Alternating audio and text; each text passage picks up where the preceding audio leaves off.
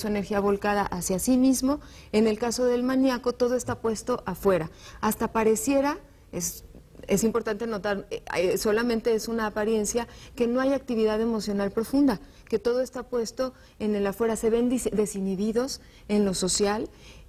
También pueden incurrir en actividades delictivas, en consumo de drogas o de alcohol descontrolado.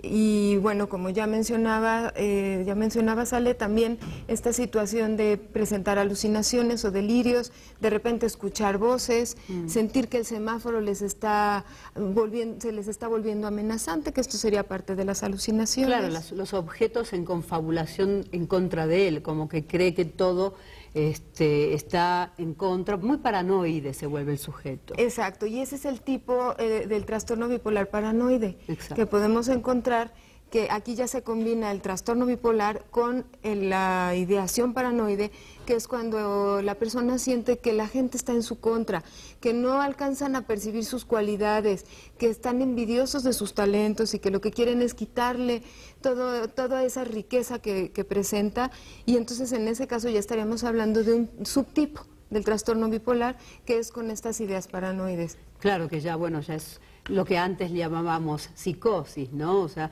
es un trastorno, digamos, mucho más grave, un deterioro mayor en la personalidad del ser, donde en la psicosis, después que regresa de esa manía, no recuerda lo que sucedió, y por ahí hasta estuvo bailando, estuvo cantando, estuvo haciendo muchas cosas que después no recuerda, y esto, bueno, ya es una patología como mucho más severa.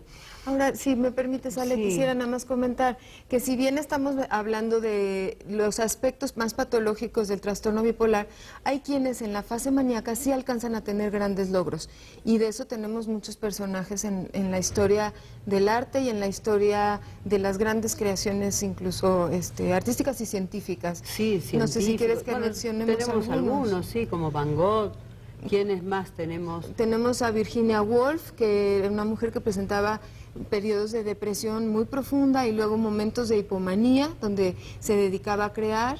También músicos como Schumann, como el conocido Tchaikovsky, Händel, también el poeta, que era el poeta maldito, Charles Baudelaire. Entonces tenemos una lista muy amplia. Ernest Hemingway, el autor del Viejo y el Mar. Son artistas que presentaban este trastorno. Entonces, si bien hay que cuidar que no llegue al extremo patológico, sí hay que tener en cuenta que algunas personas alcanzan a tener grandes logros. Sí, sobre todo en el estado hipomaníaco estábamos hablando, porque en la fase depresiva no puede ni crear su propia vida, ni pensar en los demás, ni nada. Digamos, solamente en esa fase. Bueno, ¿cómo poder ayudar en este trastorno a estos seres que están sufriendo y que es una población bastante alta? ¿Cómo podríamos ayudarlos desde el psicoanálisis, en tu caso, que sos la experta en psicoanálisis, y yo desde el enfoque de la psicoterapia integral? Si quieres comenzar, ¿qué haces tú cuando viene un paciente bipolar? Porque hay algunos que necesitan como 10 o 20 años para saber el diagnóstico preciso. No es tan sencillo dar un diagnóstico a simple vista. A veces nos parecen como personas muy eufóricas, como fanáticos, o personas con depresión. En la fase de depresión los vemos como que necesitan solamente un anti, digamos... Bueno, hay medicación específica para esto, por supuesto, pero ahí está cómo ayudar a una persona que viene en esta fase de depresión o en esta fase de manía, si no sabemos por un psiquiatra o un neurólogo que está ya declarado como trastorno bipolar. Bueno, primero que nada, cuando un psicoanalista nos encontramos frente a un paciente con un trastorno bipolar, tenemos que entender que una buena parte del trastorno bipolar viene por herencia. En las familias de estos grandes artistas que mencionábamos hace un momento, en la genealogía de sus familiogramas, por decir, encontramos que hay muchos parientes, ya sea cercanos o tíos por segundo grado, que presentan este trastorno. Entonces sí hay una predisposición genética importante que hay que tomar en cuenta. Eso es algo que antes de dar un tratamiento tenemos que entender. ¿Por qué? porque de alguna manera hay que ver que hay personas que pueden tener esta predisposición genética, pero llegan a un ambiente que los estimula adecuadamente, un ambiente familiar estable, en el cual no van a desarrollar el trastorno bipolar. Sin embargo, hay quienes nacen en un ambiente en donde sus relaciones interpersonales van a tener determinadas características que van a favorecer que se presente este trastorno. Antes de mencionar cuáles son estas características, también es importante tener en cuenta que en el trastorno bipolar se va necesariamente a presentar un trastorno bioquímico, en donde va a haber falta de litio. Y por esa razón se tiene que trabajar de manera interdisciplinaria con un especialista que pueda prescribir el litio, y además no solamente se prescribe una vez y el paciente lo toma y ya, sino que tiene que estar controlando, viendo en qué momento hay que ajustar las dosis que está tomando el paciente para que no vaya a haber un desajuste bioquímico en este sentido. Teniendo esto.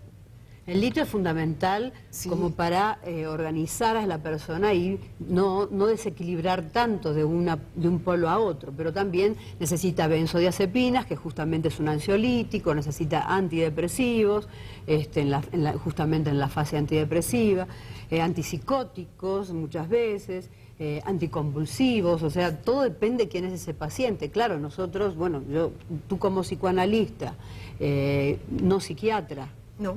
Y yo como psicoterapeuta, por supuesto, no podemos brindar este apoyo, pero ahí está, ¿qué podemos hacer además de que ese paciente, una vez que está tratado y que por supuesto no deje la medicación por nada del mundo, podemos colaborar, coadyuvar con, ahora vamos a hablar con productos o con la alimentación? ¿Qué podríamos hacer desde el psicoanálisis, Vanessa? Bueno, pues entonces el psicoanalista tiene que entender que la persona que presenta el trastorno bipolar, o como antes se llamaba la psicosis maníaco-depresiva, proviene de una familia en donde se ha visto que los estudios han mostrado que por lo general son familias que en algún momento presentaron una pérdida importante.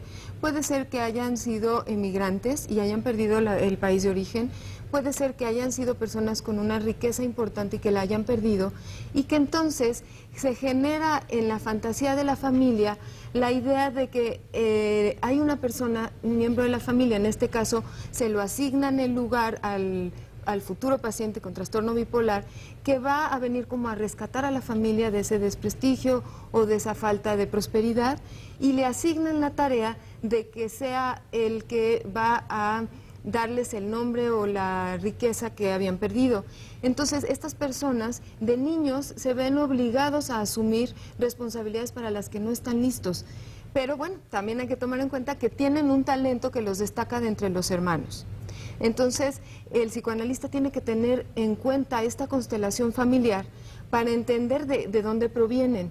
También hay que considerar que en estas familias muchas veces no hay una figura de autoridad asignada. Entonces está diluida la autoridad. De repente son como diferentes personas, los papás, los tíos, todos intervienen en la educación de este niño y no hay una sola persona que asuma la autoridad, y esto también genera confusión y problemas en la identificación de este niño.